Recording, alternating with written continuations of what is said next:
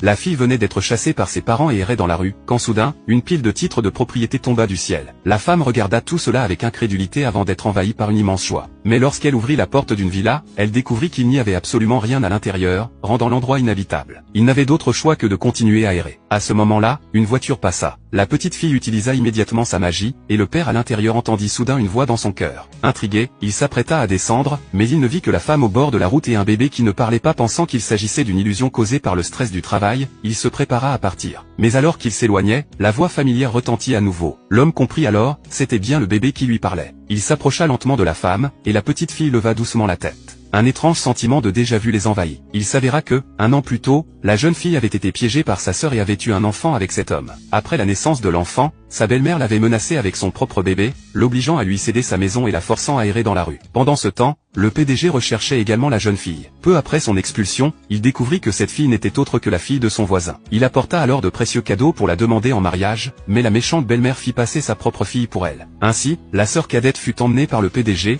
tandis que la véritable jeune fille continuait à errer. Voyant que l'homme semblait riche, elle tenta de lui emprunter de l'argent. Mais l'homme la prit pour une arnaqueuse et s'apprêta à partir. La jeune fille lui expliqua qu'il n'avait pas mangé depuis 3 jours et le supplia de les aider. Touché, l'homme finit par les ramener chez lui. Le PDG réalisa alors que cette fille était bien celle qu'il cherchait et voulut la compenser généreusement. À ce moment-là, l'enfant montra délibérément la marque de naissance de la jeune fille, et le PDG confirma encore plus son identité. Reconnaissante, la jeune fille promit de lui rendre l'appareil. L'homme accepta alors de lui prêter de l'argent, et la jeune fille, ravie, s'en alla. Pendant ce temps, la sœur cadette et sa famille se réjouissaient dans leur nouvelle maison. L'agent immobilier annonça qu'il pouvait contacter le propriétaire pour signer le contrat. Mais la femme déclara qu'elle ne vendait plus. Moquée et insultée, on lui dit qu'elle était trop pauvre pour s'acheter une maison et qu'elle devait partir avec son enfant. Furieuse, la jeune fille gifla sa belle-mère et annonça qu'elle ne vendrait plus sa maison. Sa sœur la défia en lui demandant de prouver qu'elle en était bien la propriétaire. L'agent immobilier sortit alors les titres de propriété, et tout le monde fut stupéfait. Paniquée, la sœur cadette déchira immédiatement les documents et poussa violemment la jeune fille. Puis, elle saisit le bébé et la menaça de signer l'accord. Désespérée, la jeune fille signa, elle supplia sa sœur de lui rendre son enfant. Mais la sœur cadette exigea en plus qu'elle s'agenouille et s'excuse. Impitoyable, elle savourait sa victoire. La jeune fille, impuissante, n'eut d'autre choix que d'obéir. C'est alors que l'homme arriva.